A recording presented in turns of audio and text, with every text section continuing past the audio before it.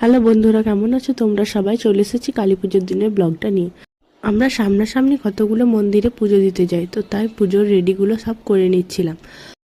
পুজো ready করার পর চলে গেছিলাম কালী মন্দির মোম জ্বালাতে, যে একবার মায়ের মন্দিরে মোমটা জ্বালিয়ে গেছি। তারপরে আমরা গেছিলাম খেপা মায়ের মন্দিরে পুজো দেওয়ার জন্য। তো দেখতে পাচ্ছ এখানে পুজো চলছে, এখানে জলদি জলদি পুজো বসে। তো এখানে পুষ্পাঞ্জলি দিয়ে চলে এসেছিলাম বাড়ি। তারপর আমরা যাচ্ছিলাম শ্মশান কালী মন্দির।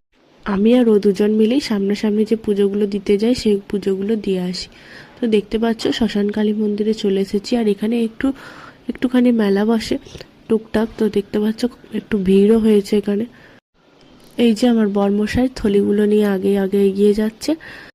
তো এই যে হচ্ছে আমাদের শ্মশান কালী মাতার মন্দির। তো চলো ভেতরের দিকে যাই। তারপরে এখানে পুজো দিয়ে একটু ক্যান্ডেল জ্বালিয়ে ধূপ দেখিয়ে আমরা ওইখান থেকে বেরিয়ে পড়ি। তারপর আমরা চলে গেছিলাম আমাদের গ্রামেই আরও একটা কালী মন্দিরে। এই মন্দিরটার নাম হচ্ছে ভূতা কালী মন্দির। আর এই হচ্ছে সেই মন্দিরের কালী মাতা।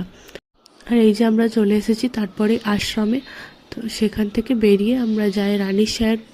যারা এসব জামুরিয়া এলাকার মধ্যে থাকো তারা নিশ্চয়ই দেখে থাকবে এই কালী মন্দিরটা।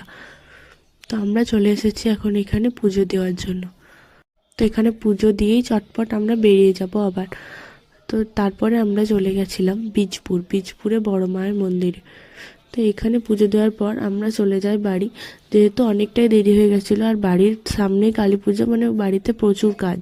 বাড়ি গিয়ে বসে গেছিলাম লুচি করতে। তো মাইমা মা ওরা সবাই মিলে গেছিলো শ্মশান কালী মন্দির। ওদের সাথে আমার বুনিও গেছিলো, আমার পুচকুসোনাটা গেছিলো।